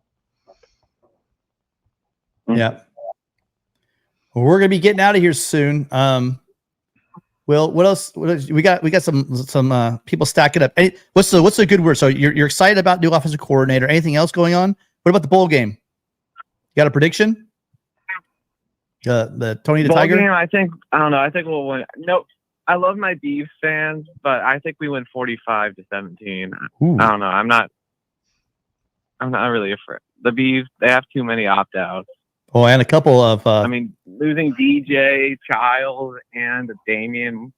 I don't know. I feel like we're gonna win big. Yeah, absolutely. And lost a couple of guys at USC as well. Awesome, Will. Well, thanks for calling, Will. Yeah. Appreciate you every time. Go Irish, except for every. Hoping. Well, I'm saying go playoffs. I'm thinking win a playoff. I'm thinking win a playoff game. Like make the top 8. That should be the goal for the Irish. That would be something. Thanks again, Will, and take care of KVA for us at Bosco. We'll see you later. Yeah, I'll call you back soon. All right, Will. So yeah, there's a lot. You know, I'm being serious about the fact that we're going to be pulling in to Vegas, and LSU is going to have a lot to fix. So it'll be interesting. They'll be fixing their offense. We'll be fixing our defense. Hello, caller. What's your name? Where are you calling from? Hey, how you doing, Tim? This is Adam, calling from New Jersey this time, celebrating the holidays with my family. How are you doing? Adam, thanks for calling in. Great. How you been? Yeah, I'm doing great, guys. Great show as always, and I'll be quick. Matt, you were talking before about how bad coaching really hurt our defense and really didn't put our players in a position to succeed. But Lincoln Riley is responsible for that. He is responsible for who he hired and who he retained. And he did not know what he was doing when he came onto USC, both in terms of staff hires and in terms of retention. The second thing I'd say is we have an undersized D-line and a secondary that's looked lost at times. And now we're going into the Big Ten with a schedule that includes Michigan, Penn State, and then LSU, Wisconsin, Notre Dame. I think that's devastating, and I think it's going to really hurt our program. At the end of the day, we should be buying players, just like Texas A&M is doing, because we need better players. And we should have bought Jesse Minter. So I just want to hear your thoughts on that and about USC's future and whether you will reconsider calling for Lane Kiffin to be the next head coach at USC. I'm not sure if that's a running bit he has. Is that, Adam, I got to ask you, are you being honest about the Lane Kiffin thing? I'll tell you why, Tim. The reason I'm being honest is because Lane Kiffin did a fantastic job at USC under really, really bad conditions. Yeah, I agree. And then he went to Alabama. He learned under Saban, and I think he's done a pretty darn good job at Ole Miss. And I think he'd be a great coach, and I think he would do great for recruiting at USC. So I know it sounds like a crazy suggestion, but when I saw how successful he was under those sanctions, I think that given that and his growth, I think he would be a good fit if Riley fails. Now, don't get me wrong. I want Riley to succeed. But if he doesn't, I think that he would be the best replacement. Really quickly, Matt. I agree with you. What he did during the sanction was literally magical. I think he won a recruiting title with like 13 players. I want to go back and check that, but that's how insane he was at recruiting. I also think that he was completely underrated and thrown under the bus. But my question to you is, if you were Lane Kiffin, after the way he was treated after Arizona State, there is no way in hell I would come back to USC the way USC treated him. That's my only point. Sorry, Matt, go ahead. Okay, so Adam, there's no question that Lane Kiffin has become a much, much better head coach over the past several years. I don't think we have to go into the details on that. It's pretty self-evident. What he's done at Ole Miss has been very impressive. That's because people haven't been regularly winning 10 games at Ole Miss over the past several decades. Lane Kiffin has done it twice in the past 3 years. There's no question he's a good coach. But okay. Did he do a great job at USC? He did a great job. Lane Kiffin did a great job at USC as head coach in 2010 and 2011. But remember, USC had all the hype, all the publicity going into 2012 with the ability to actually play in the Pac-12 championship game, the ability to play in the BCS title game, after being ineligible in 2011, and that 2012 team tanked, and 2013 was not able to repair what happened in 2012. So Lane Kiffin did a great job at USC in his first 2 seasons, not his third or fourth. The thing is, Matt, is that's what the sanctions were designed to do. By removing 10 scholarships, right? 10 scholarships a year. That's when the sanctions hit them. We're talking about right now with USC having to build up the offensive line, the defensive line. At that point, the lines were so razor thin, so depleted that I don't care if you had, Vince Lombardi, I don't care who your coach was. You are not going to have the dudes. Forget your X's and O's. The Jimmies and Joes were gone. But here's an important thing to remember. Yeah. It's like the NFL team that is 4-8 and then catches fire in December, early January, wins its last 5 games. When the stakes are lower, you'll see NFL teams just win a bunch of games. But then when you come back the next season in September, when everyone is ready for you and gunning for you, what do you have? And so USC was playing with house money in 2011. Now, that doesn't take away from the great job Lane Kiffin did with that 2011 team.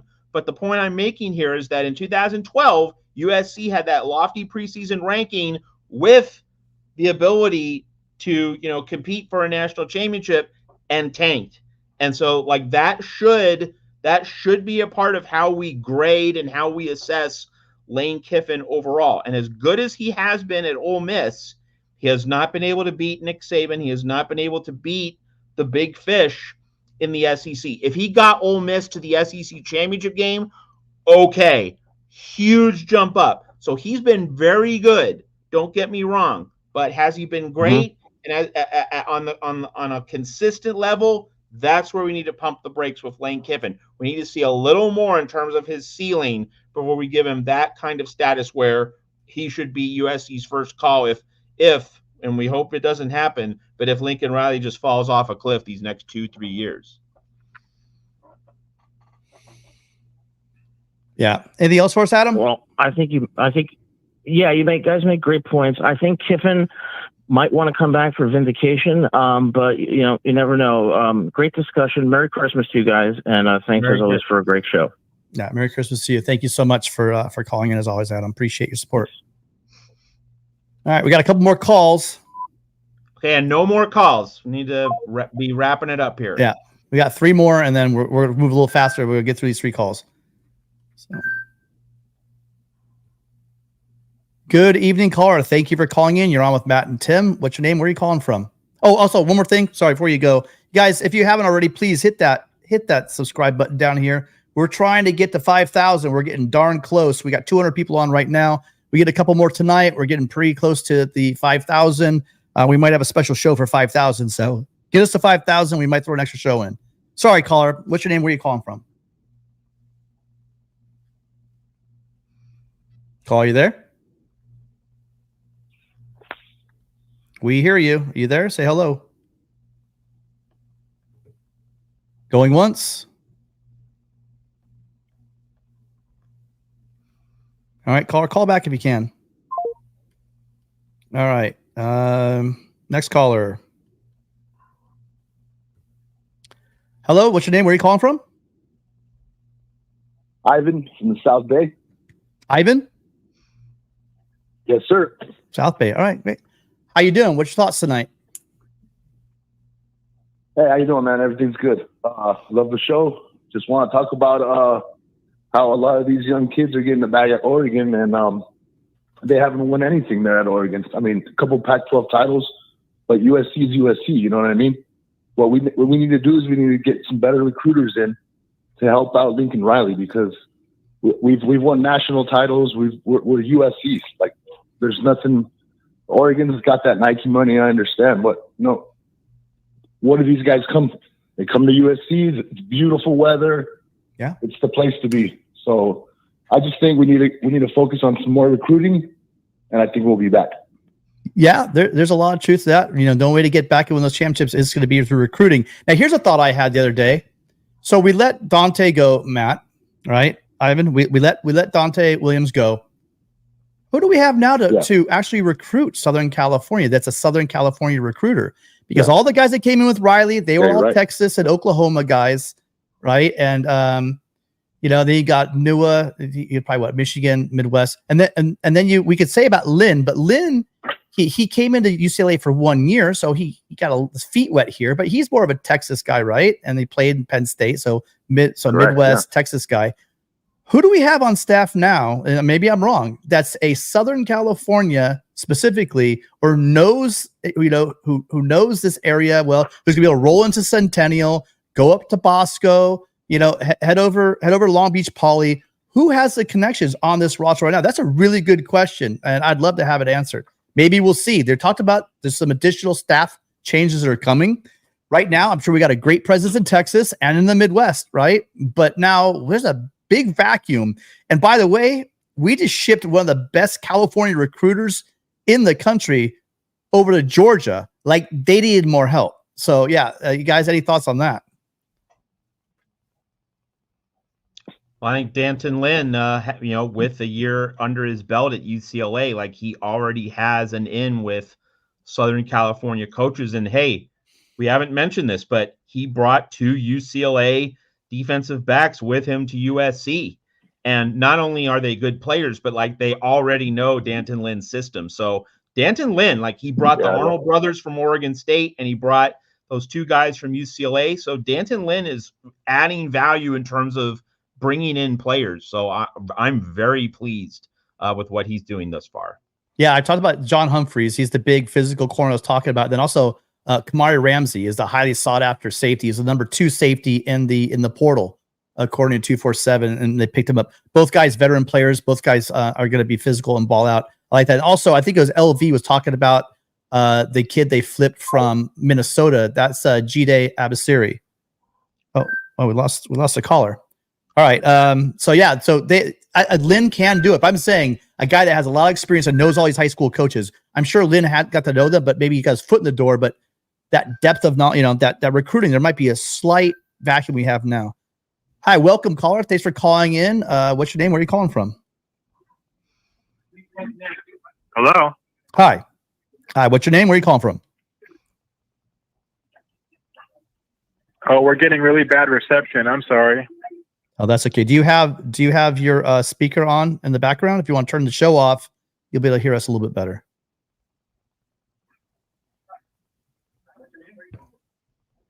Caller, are you able to hear us? Yeah, mute your TV or computer so that you can just listen to the call. Yeah, that way you won't get the echo. Oh, and we lost another caller. We got one more. We'll see if they call back in, but it looks like one more call.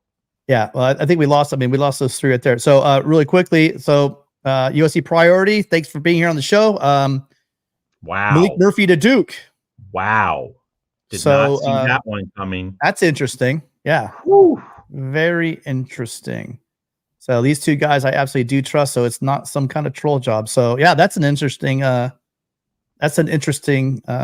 move there. Shaking it down, so it's looking more and more like Will Howard coming USC's way. Hey, you guys, really quickly, while we have a little small break in the action, if you want to please just one last time, we want to get the 5,000. Come on, get us the 5,000. While we're at it, if you'd like, go ahead and do us a favor. And Matt already has a ton of subscribers on Twitter. I'm still trying to get myself up to 1,000. If you guys want to hit me up at Tim_Prangley. Appreciate you Twitter people out there. Okay, here's a call calling back. Hi, caller. Can you hear us now? What's your name? Where are you calling from? This is Roy, Tim, Seattle. I'm sorry, who? Roy? Roy from Seattle. Hey, Roy, how you doing? Dad. I'm doing great. Matt, thank you so much for calling in. Appreciate it. What's on your mind? Yeah, so I only have just something real quick. Yeah. A lot of people are saying about USC and NIL, and I don't know, and maybe just my experience, but I think that the kids are doing well. But the thing that I do want to point out is that Oregon does it a little bit different. I've been talking about not just NIL, facilities, but they really connect with the kids, man. The kids want to be with these coaches. Like, they'll sit down They want to play video games, right? They want to communicate. They want to talk. Oregon goes above and beyond. When me and my wife visited, it was our anniversary. They stopped everything, and there was like 150 people. They just go above and beyond. They just do things a little bit different. NIL is great, and that gets a lot of them. The Nike helps, but Oregon, and someone needs to just study like everything that Oregon does, because they just do things a little bit different. That's it. Right, and so, but you also said that the USC kids are being taken care of. This idea that the USC players are in poverty is maybe a little bit over exaggerated, but you're really just saying that just from the communication and the relationships that are built up to the money. That's that it's just part of it, but it's really the relationship building that's happening up in Eugene is a big part of this as well. Is that right? That's exactly 100, man. Yeah. Thank you, Tim. Thank you. I appreciate you always you. Supporting the channel. I see you always see in the chat, and appreciate you. And again, I cannot wait for Micah to get out there. It's gonna be exciting. I want to see this line next year. It's gonna be pretty amazing to watch. Fight on. I'm excited. And by the way, he had shoulder surgery, so he'll be out for a couple of months.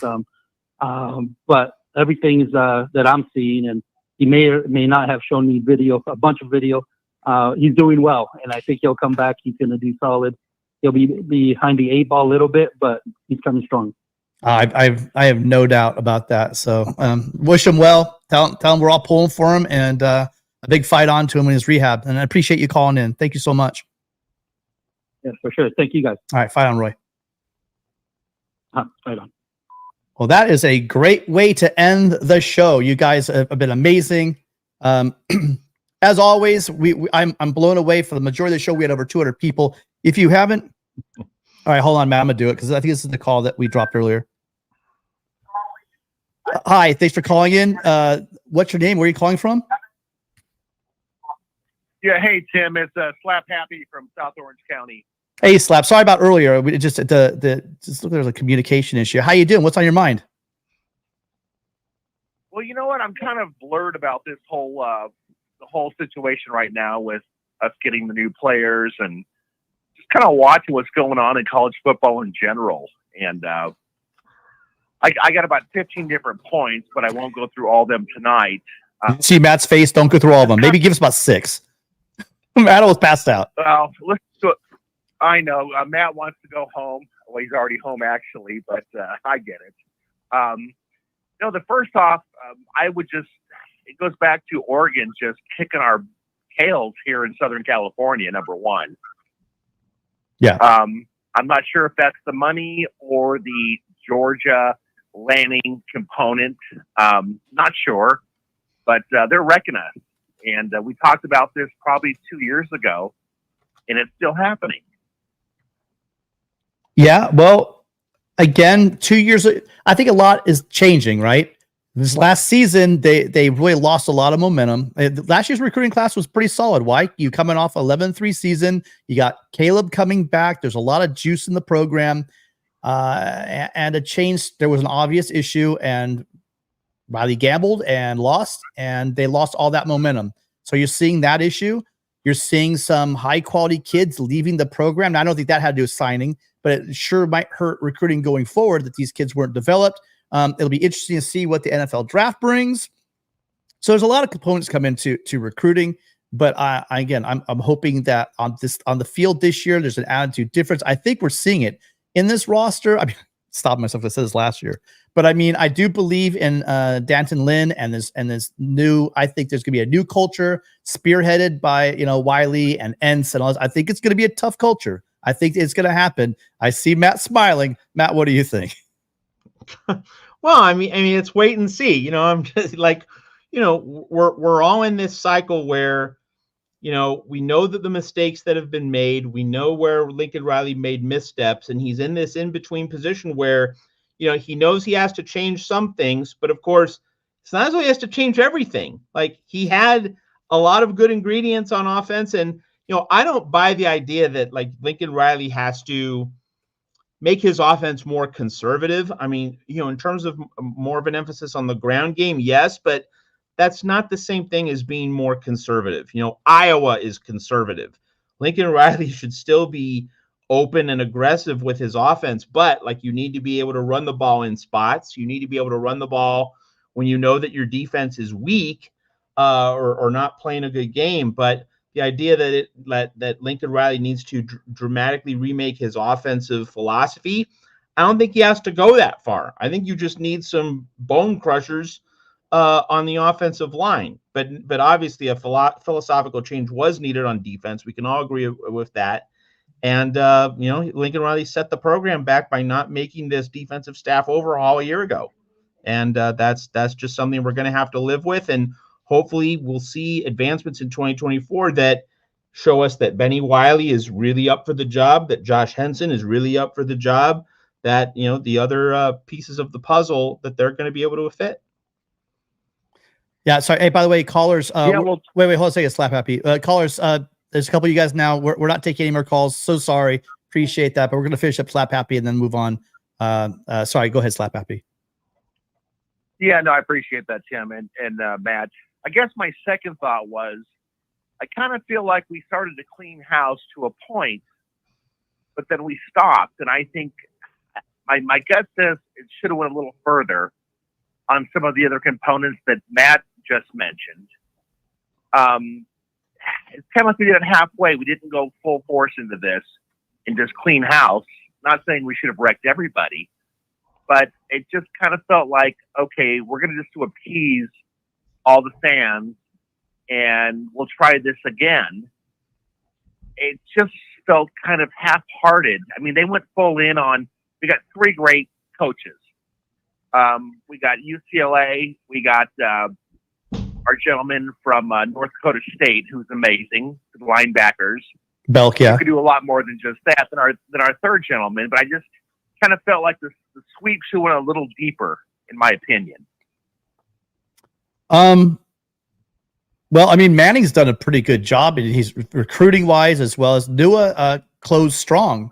He got a lot of towards the end there. The guy we're talking about, Abasiri and Cowan, and his ability to coach. I mean, I was okay with the defensive line. The issues were more towards the second and third level on that defense. And again, we're going to pass passing judgment, and we don't know if that was it a function of Grinch.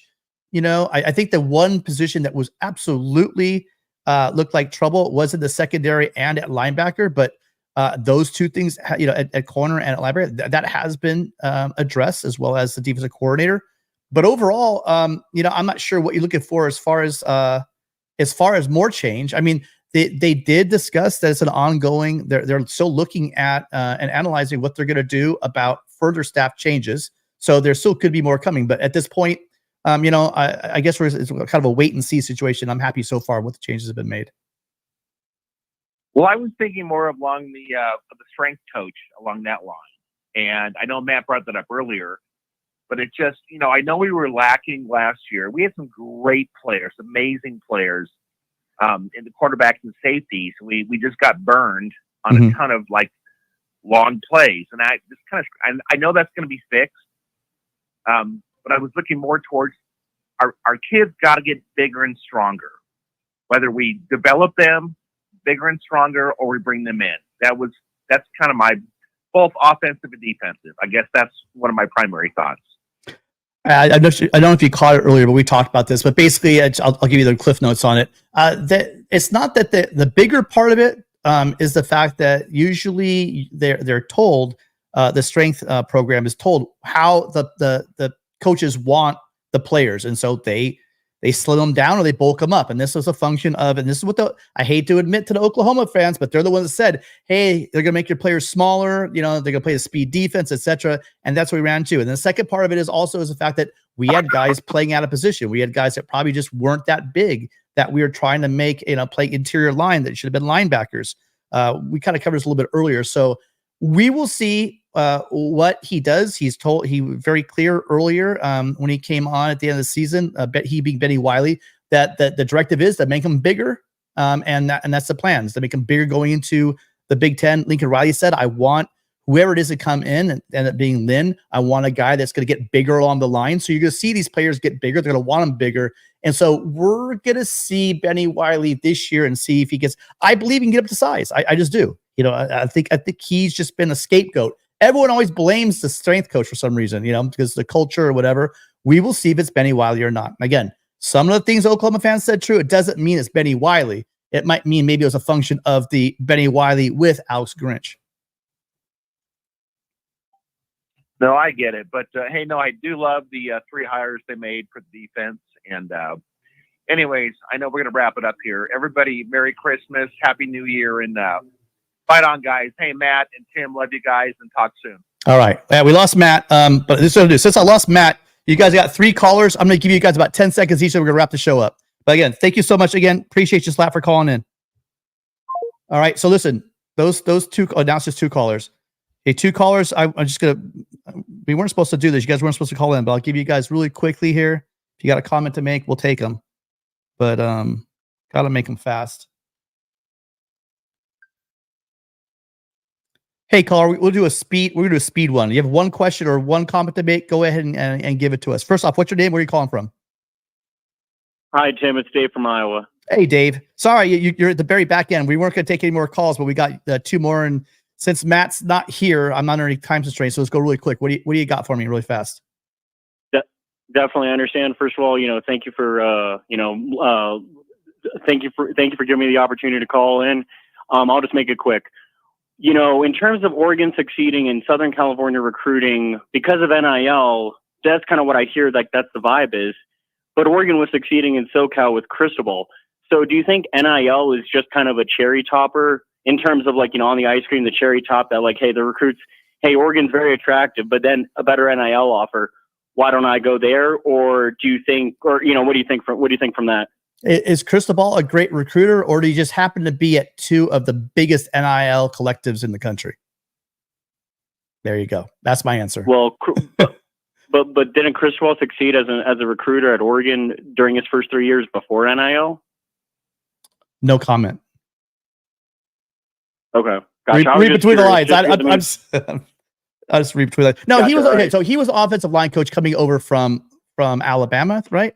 So I mean, he was landing them. There's stories and allegations, etc. Blah blah. I shouldn't even say that. So yeah, great recruiter. But again, at Miami right now, they're one of the biggest collectives around. All right. Hey, thanks. Appreciate it. Call earlier next time. We'll catch you later. Okay. I will. Thank you, man. Have a good one. All right. Fight on. Take care, Dave. All right. Last caller. This is it, guys. Let's see. They're coming in. You guys, if you haven't already, go ahead. We've lost some of you, but go ahead, hit that subscribe button if you want to get us to 5,000. Appreciate you all being here. Hi, thanks for calling. What's your name? Where are you calling from? My name's Danny, calling from Oklahoma. Hey, Danny, how you doing? Listen, Danny, we're done. We're in overtime here.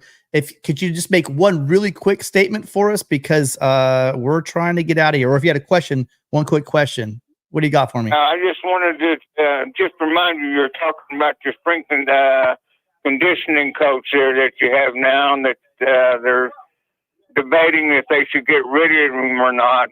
Mm-hmm. We had him at Oklahoma, and just to be quite blunt about it, it was terrible. And so what they did, they went back and hired Coach Smitty. Of course, he's been in and out of Oklahoma, the strength and conditioning coach for years, and so. After they got rid of the strength and conditioning coach that went to USC with Riley, they immediately went to Texas A&M and picked up Smitty. And anybody in the industry that knows anything about Smitty, his workouts are unbelievable. They're so hard, but that's what it takes to get the guys, to where they're really physical again. And it started to show this year. So that's all I wanted to say. Well, Danny, thank you for sharing that with us. Appreciate it. Yeah, that's a message we have heard a lot from Oklahoma. Matter of fact, if you guys get a chance, go and check out Matt's. He did a Riley files with an Oklahoma insider, and they went through a lot of this with Smitty. And then Riley moved away from him. Then when Venables came back in, they brought back Smitty, and we'll see how he does with Oklahoma going forward into the SEC. And like I told Matt, we're going to find out, I think, this year. This is a year that rubber meets the road. We'll see what Benny Wiley can do. Sir, and I know how a bunch of Oklahoma fans are. I realize that. I'm not one of them. I'm just very realistic, and I call them like I see them, okay? And but that is critical, in my opinion. They have to do that because by watching USC this year and watching all their players, they're not in shape. I mean, you can see that they're not physical. They haven't been run through the ringer. Their tone and even their bodies, it's just off. You can just tell. In my opinion, they have not been physically conditioned like you'd want a USC team to be conditioned. You understand what I'm saying? Yeah, I hear where you're coming from. I'm not sure I'm a full agree. I fully agree with you. I think it was a lot deeper than conditioning the problems at USC that we saw. Again, right. How about this? We're going to revisit this about a year from now, because honestly, I do feel there's that Betty Wiley, whether it's going to really be heat for him within the coaching staff, within the fans, this is spreading. Right. This is something is spreading. It came over with him from Oklahoma. I think this is getting his chance. Yeah. He's going to have his chance to make these guys bigger, and as you say, get them more physically conditioned. I think it'll be seen on the field as USC moves into the Big Ten. With obviously with the larger individuals than they had here in the Pac-12, and we'll see if Benny Wiley. He said himself, "We're not going into the medium 10. We're going into the Big 10." My directive is to get these guys big.